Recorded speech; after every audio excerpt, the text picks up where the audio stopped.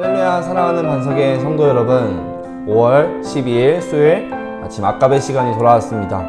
오늘 본문은 잠언 6장 20절부터 35절까지의 말씀입니다. 본문의 시작 6장 1절과 똑같이 시작을 합니다. 오늘 본문은 6장의 둘째 단락으로 볼 수가 있습니다. 이렇게 시작을 하죠. 아비가 자식을 부르듯 내 아들아 라고 시작을 하고, 그리고 하나의 가르침을 줍니다. 그 가르침은 바로 지키라 라는 말로 시작을 합니다. 20절 말씀을 보시면 내 아들아 내 아비의 명령을 지키며 내 어미의 법을 떠나지 말고. 지킨다는 것이 무엇이죠? 무언가 빠져나가지 못하도록 부여잡고 붙들고 보호하는 것입니다.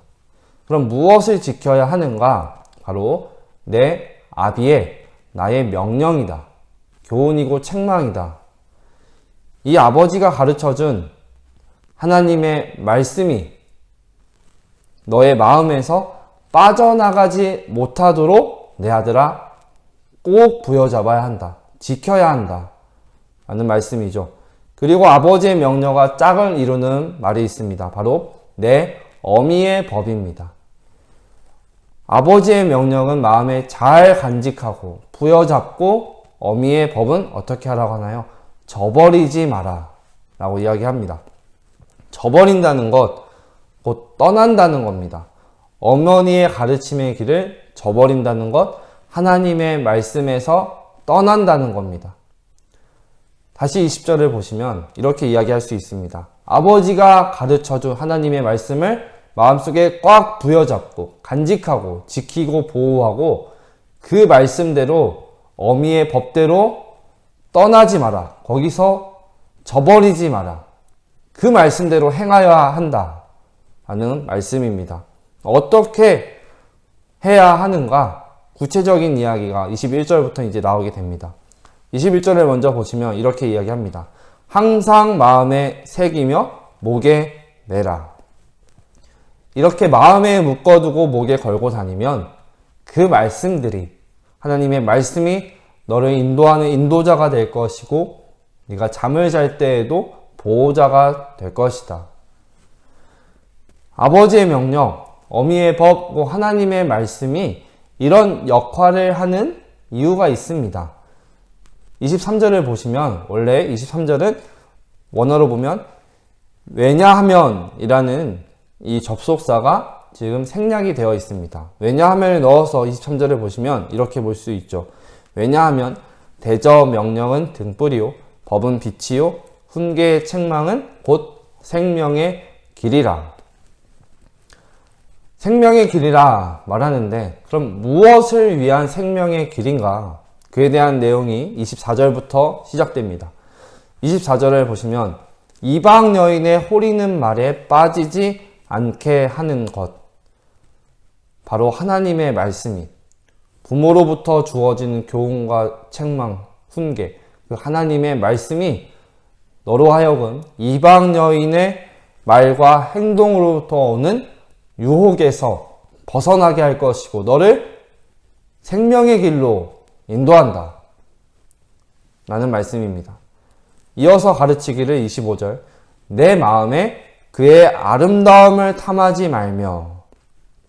말씀에서 말하는 이 마음, 위에서 본 마음과 같은 곳입니다. 바로 아버지가 가르쳐준 하나님의 말씀, 그 말씀을 붙들고 부여잡고 지키는 장소입니다. 그런데 만약 이 말씀을 지키지 못하면, 하나님의 말씀을 마음에 묶어두지 못하면, 붙들지 못하면 이방 여인의 아름다움을 탐내는 마음이 마음속으로 들어오게 됩니다. 그럼 당연히 그런 여인의 아름다운 눈짓에 마음을 사로잡혀서 빼앗겨 버리게 되죠. 이러한 유혹에 넘어가지 말아야 할 이유가 있습니다. 그에 대한 내용이 26절부터 시작됩니다. 26절도 원어로 보면 왜냐하면 이라는 접속사가 지금 생략이 되어 있습니다. 이렇게 볼 수 있죠. 왜냐하면 음료로 인하여 사람이 한 조각 떡만 남게 된다 라고 말합니다. 이 말은 즉슨 음녀가 너의 재물을 다 빼앗아 갈 것이다 라는 뜻입니다. 그리고 이어서 비교되는 음란한 여인이 또 등장을 합니다. 음란한 여인은 내 귀중한 생명을 빼앗아 간다 라고 말합니다. 여기서 말하는 이 음란한 여인은 창녀, 음녀가 아닙니다. 바로 다른 사람의 아내, 이웃의 아내를 가리킵니다. 다시 26절을 풀어서 보면 이렇습니다.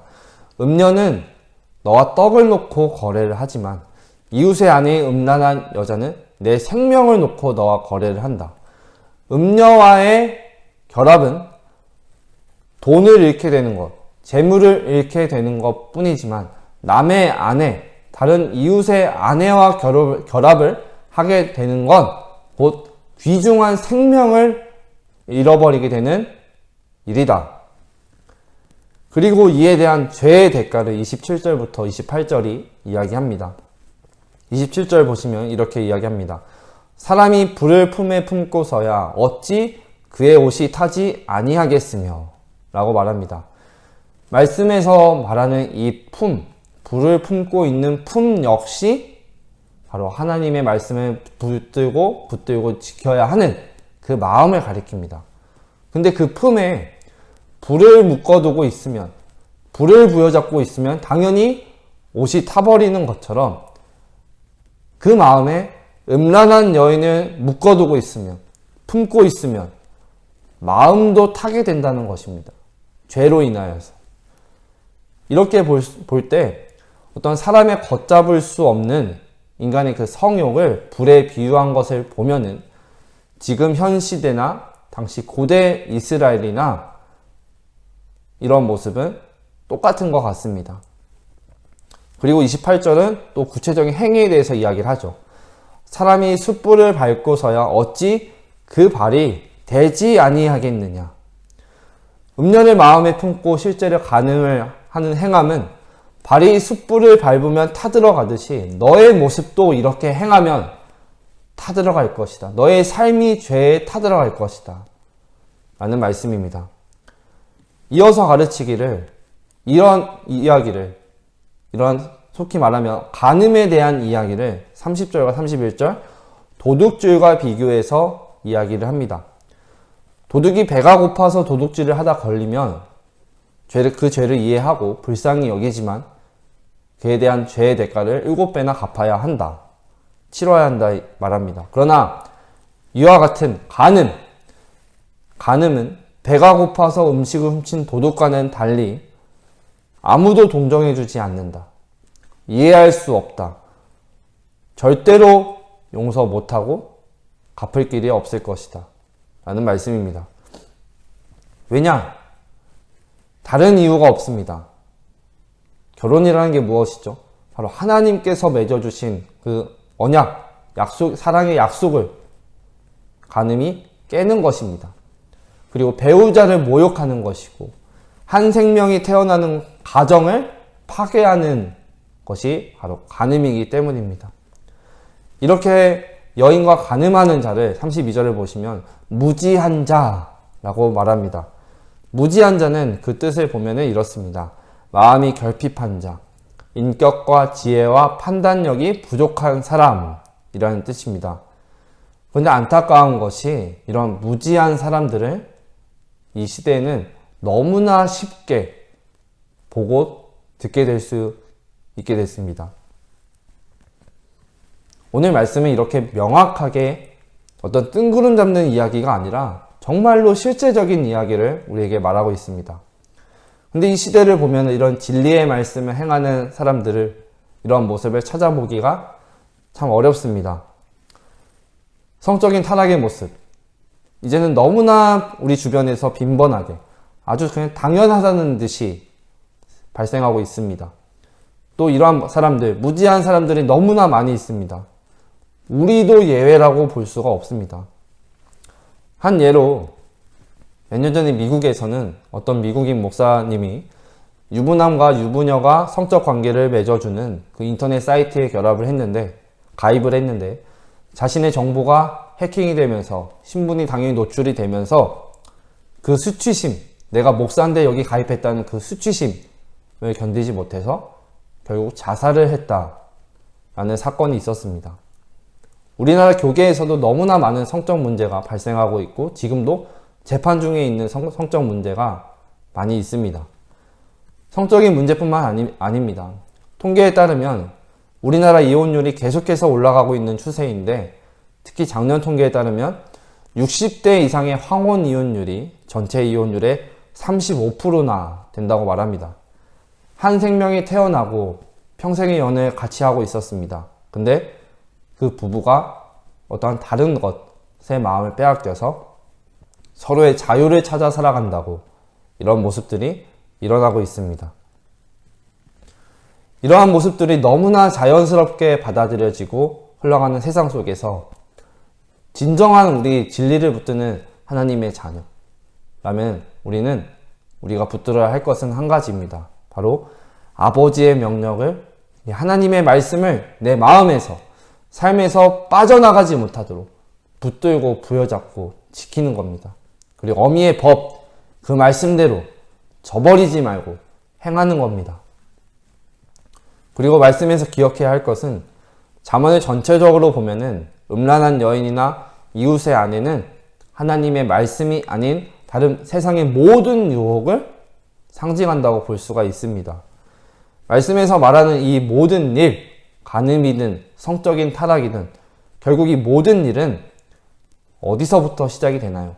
바로 하나님께서 허락하신 그 말씀을 내 마음에서 지키지 못할 때부터 시작됩니다. 바로 내 마음에서부터 시작이 됩니다.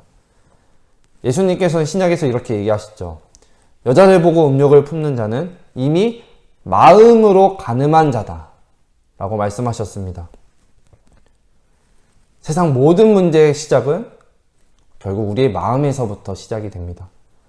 바라는 것은 지금도 세상에는 참 문제가 끊이지 않고 발생하고 있습니다. 근데 그 모습들을 우리가 왈가왈부하기 전에, 우리의 입에서 오르락 내리락 하기 전에 먼저 내 마음, 우리의 마음을 하나님 앞에서 스스로 점검해 보셨으면 좋겠습니다. 우리의 마음을 먼저 잘 지켜나가셨으면 좋겠습니다. 말씀을 이제 정리하려고 합니다. 세상은 날이 갈수록 더 편리해지고 안락한 것, 살기 좋은 것만을 추구하며 그렇게 살아가고 있고 흘러갑니다. 근데 그와 더불어서 그렇게 붙들고 성공한 사람들이 하루아침에 나락으로 떨어지는 모습을 우리는 심심치 않게 쉽게 볼 수가 있게 됐습니다. 그래서 결론적으로 우리는 이러한 겉모습들의 마음을 빼앗기지 않고 세상의 유혹의 마음을 빼앗기지 않고 더욱 하나님의 말씀만을 내 마음에서 그 아비의 법, 아비의 가르침을, 명령을 부여잡고 지키고 빠져나가지 못하도록, 거기서 떠나가지 않도록 우리는 하나님의 말씀을 내 마음속에서 잘 부여잡아야 될 줄 믿습니다. 그리고 그렇게 말씀이 인도하는 지혜의 길로 나아가야 할 줄 믿습니다. 이 말씀이 우리를 음녀의 유혹, 세상의 유혹에서 이기게 하고 생명의 길로 인도합니다. 오늘도 하나님께서 허락하신 이 아비의 명령, 어미의 법, 주의 말씀으로 우리의 마음을 굳게 지키고 부여잡고 또 말씀의 길로, 그 지혜의 길로 나아가는, 생명의 길로 나아가는 오늘 하루의 삶이 되기를 간절히 소망합니다. 기도하겠습니다. 하나님 감사합니다. 오늘도 우리에게 아비의 명령, 어미의 법, 하나님의 말씀을 부여잡고 살아갈 수 있는 은혜를 다시 한번 허락하시고 기회를 허락하시니 감사합니다. 세상은 계속해서 우리의 마음을 유혹하고 빼앗으려고 합니다. 하나님, 이 시대를 살아갈 때 우리가 붙들어야 할 것은, 반드시 놓치지 말아야 할 것은 바로 진리 되신 주님, 주님의 그 말씀인 줄 믿습니다. 이 하루도 살아갈 때 어느 곳에서 무엇을 하든지 주 앞에 있음을 기억하면서 하나님의 말씀을 부여잡고 세상의 길이 아닌 생명의 길로 나아가는 우리의 삶이 될 수 있도록 하나님 인도해 주시고 함께하여 주시옵소서. 그렇게 인도하실 주님을 기대하며 모든 것 주께 부탁드리며 거룩하고 존귀하신 예수님의 이름으로 기도합니다. 아멘.